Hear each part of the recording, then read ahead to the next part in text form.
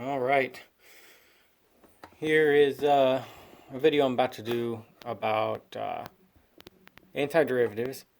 And this would be for what is for us lesson 25 this semester. But antiderivatives it's just a generic concept. It's anybody who takes calculus learns about this at some point. So whether you use a textbook or the lessons or whatever it may be, this is something that you encounter at some point. All right. Now, an antiderivative is just what it sounds like, okay? And you might see all these new symbols and feel like you don't know what it is, but we're just going backwards from having learned what the derivative is. So if I take this first problem right here, it says you see this symbol, all right?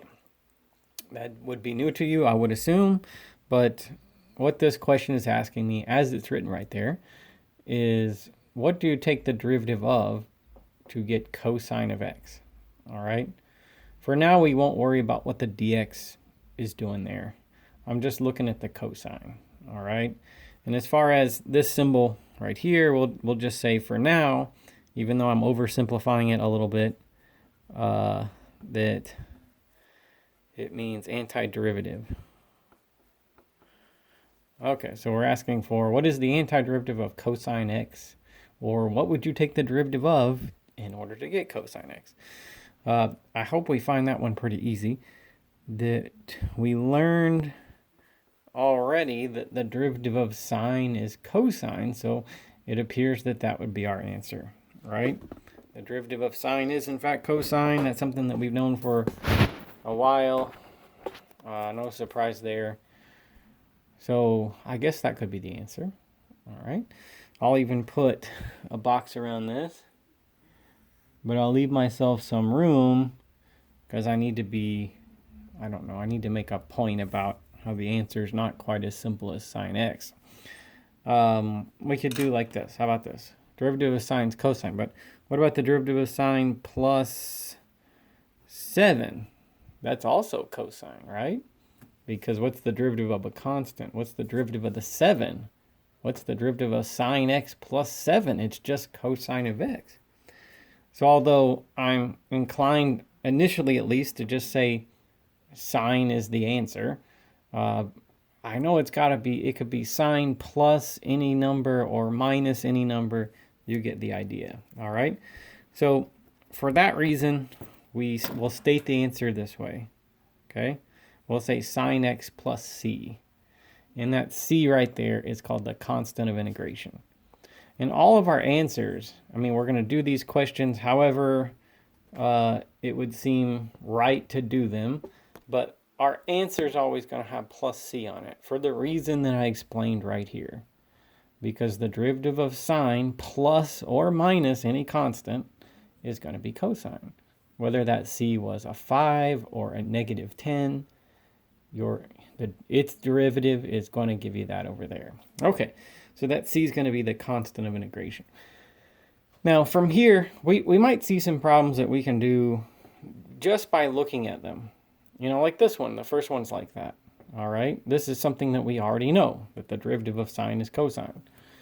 Okay, so we begin there, and I think this one is like that too. So do you know anything? Just have a look at that. Do you know the derivative of something that would get you secant squared x minus 2x? Well, I know the derivative of tangent is secant squared. That's kind of like the derivative of sine is cosine. That's something we've learned already. But then, like, really just from experience, I could say the derivative of x squared is 2x, right? And so if I had tangent x minus x squared, and I took the derivative of it, I would get secant squared x minus 2x. All right? So I know that that's the answer. Just because I know how to take derivatives already, I'm just thinking backwards, I guess you could say. So should we box that and say, well, there's our answer? Well, remember? Sure, this will get you secant squared minus 2x. But, you know, if I had that plus any constant, it would still work. It would still be the answer. All right? Okay, so we've got to put tangent x minus x squared plus c. We've got to put the plus c. Remember, what's the plus c called? The plus c is called the constant of integration, okay? Anyway, okay.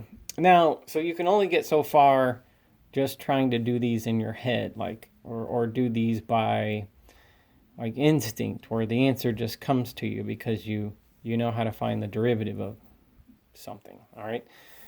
Probably we get to the point where that doesn't work anymore. So let's have a look at this one here.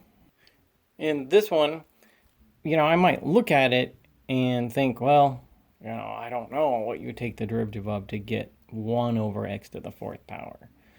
It's just not obvious to me. I need some kind of a rule or a technique or something. So I think, like, no matter what, at some point we're going to need some kind of rule or technique to figure out what to do. So for this one, I'll say, all right, here's our rule.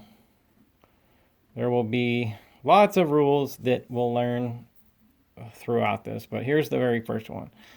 The antiderivative of x to the n power, where that power can be any constant that you want, is found this way.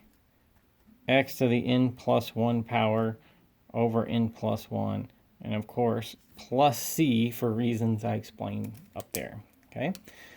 All right, so that would be a rule that we could use for this. All right, let's start and try to agree about that. Okay, now this and this are similar, but they're not exactly the same, right? And all this rule is the opposite of the rule for powers that we learned when we learned how to find the derivative. So I might think that, well, I probably just need to rewrite this so that it fits this rule, right? So I could say, well, look, I'll do this. I'll say 1 over x to the 4th power, for my purposes, will be x to the minus 4 power. These are no different. It's just that that form obviously fits what the rule requires, okay? So I have x, our variable, to a power, a constant power, right? -4. Well, so this should be easy. Like, it's just like the rule at this point. So the rule says to do this. -4 plus 1 over -4 plus 1. And then you add c, right? And it appears we get our answer that way. Well, maybe we should clean it up a little bit. This number is -3, right? And that power is -3. Let's do -1 over 3x to the 3rd power plus c. This quantity, this will be a negative number because it's a positive divided by a negative, okay? That number is otherwise a 3, okay? And this x to the -3 power, I'll put it under the bar down there and say it's x to the 3rd. Okay, and that's all we do.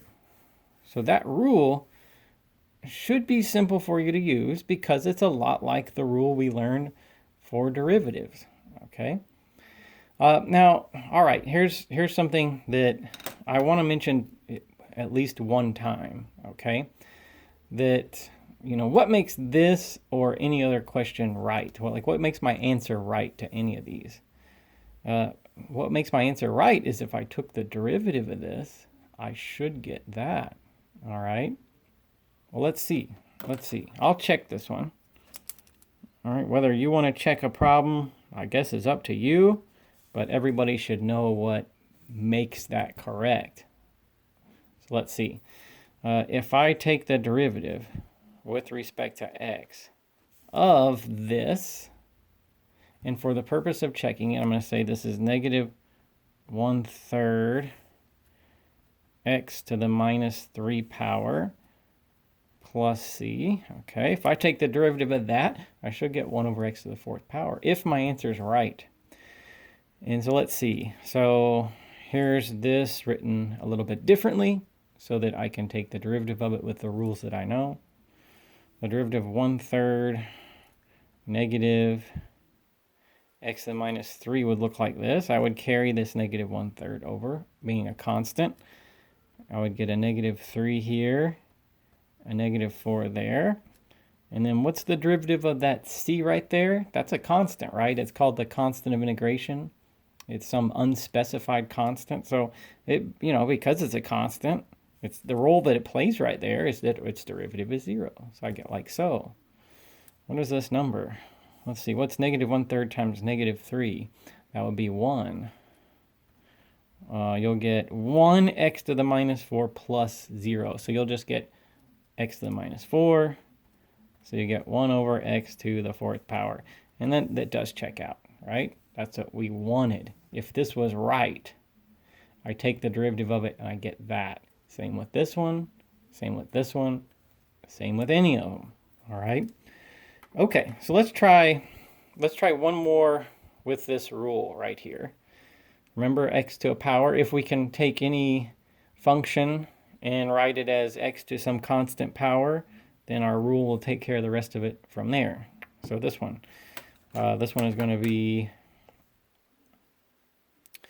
let's do this. It's going to take some rewriting in order to be accommodated by that rule. So we'll say, how about x to the minus 1/2 power dx? How about like that? That's the same thing as 1 over root x. Okay, so we'll get what? X to the, so what are you supposed to do? Add 1. What's negative 1/2 plus 1? That would be 1/2. And then I'm dividing by that same thing, right? Okay, so that number turned out to be a half, and that one also. And then plus c, right? Okay, so what's this? What is dividing by half? That'd be the same thing as multiplying by 2. So let's say 2 root x plus c. You know, taking 1 and dividing by a half, well, that will give me 2. X to the 1/2 power is otherwise known as the square root of x, and then plus c. Okay. All right, so that rule is the simplest place to begin with the lesson. There are more rules, which I'm going to gradually introduce as I do more problems. So let's look at some other rules, like for this one, okay? Here, what makes this one different than the last one is this addition and then those constants, like it says 4 times x to the 3rd. In this rule right here, it as I wrote it, it just applies to x, the variable, to some constant power n. And then here, I've got that, but I've got this 4 as well, and so I have to, what do you do with the 4? Well, remember, I mean, these are antiderivatives, right? Okay. And you would think that generally all the rules that apply to derivatives apply in some similar form to an antiderivative, such as if I take the derivative of a constant times some variable or times some function, the derivative of that is that constant times the derivative of the function. So, you know, in other words, that constant of negative 1/3, when I take the derivative of this, I carry the 1/3 over and multiply it by whatever the derivative of x to the minus 3 power is. That's how it's done. So there's something like that for this, okay? And the way that it's, I mean, I guess when you look in a book or you look on the lesson that I wrote, then it'll say something like antiderivative of k times some function. So let's say antiderivative of k times some function of x, k being a constant. Let's say any constant or some unspecified constant, whatever, it's a constant. Then that will just be that constant k times whatever the antiderivative of this function is. Oh, it's a pretty easy rule. It just means you carry the constant into the answer, multiply it by whatever the antiderivative of that function is. So there's that. What do you think you do with pluses and minuses? Okay, well, just like in derivatives, you know, they just carry along. What's the derivative of this plus c? The derivative of that first thing plus the derivative of the constant, right? You just carry the plus over. You don't really do anything with the plus. So likewise, there's a similar rule for antiderivatives. And if you wanted to see how it's written, you might say, what's the antiderivative of function f of x plus or minus function g of x? You just carry the plus or minus along. You find the antiderivative of that first function, f of x. I'll write it like this. And then I either add or subtract, whatever the case is, the antiderivative of this other function, g of x, right? So, I mean, that's what you do with constants when they're like this. or addition or subtraction, right? Those rules shouldn't be very difficult, and they're similar to what we would do when we learned to find the derivative, way back when. All right, so that's the long answer to it. Now let's see, how do you do the question? So I'll write like this. I'll say, okay, I'm going to have 4 times antiderivative x to the third power dx. I'll carry that plus 3 times antiderivative x squared dx. Okay. All right. And what is the antiderivative x to the third power dx? Well, you add 1 to the power and you divide. So you get like so. Plus, all right. 3. What's the antiderivative x squared? Well, according to that rule that I had showed you just a minute ago, it's x to the third power over 3. So plus c. So, okay, think about it like this. I have 4 times x to the fourth power over 4. 3 times x to the third power over 3. How does that work out? The 4's cancel. This is like 4 over 4. The 3's cancel. This is like 3 over 3. And so I get this and this. And as always, plus c. Okay? All right. So let's now, I don't know, these are similar, but let's see about this one, this next example. Okay? How about, let's do like this. I'll kind of combine a few steps at once. All right? The 4 is a constant. This looks like, I don't want to like rewrite the whole thing just to point this out, but let's say what you have here is 4 times x to the minus 3 power. 4 divided by x to the third is the same thing as that. And what you have here is 10 times x to the minus 6 power. So we can probably agree about that, all right? So, okay, say we can agree about that. I'm going to carry the 4 and the 10 and the minus and the plus, right? That's what we do. I'm going to have 4 times what? The antiderivative x to the minus 3 power. What is that? That's going to be x. What did the rule say you do? You add 1 to the power, right? So I'm going to get minus 2 and minus 2. All right, there's that one. I carry this subtraction. I have a 10, right? What's the antiderivative of x to the minus 6? Well, you're supposed to add 1 to the power, so you get x to the minus 5 over minus 5. Okay, now I don't think we've seen a constant like that. But about that plus, what do I do with the plus? I carry it, okay? And then what's the antiderivative of 7? Maybe you know. Maybe I'll ask you this way. What do you take the derivative of to get 7? It would be 7x, right? So the antiderivative of a constant is that constant times x, if x is the variable. So yes, the antiderivative of 7x is 7. So when we see a constant like that all by itself, now we know what to do. Okay? All right. So what's this turn out to be? This number, 4 over negative 2, that will be a negative 2.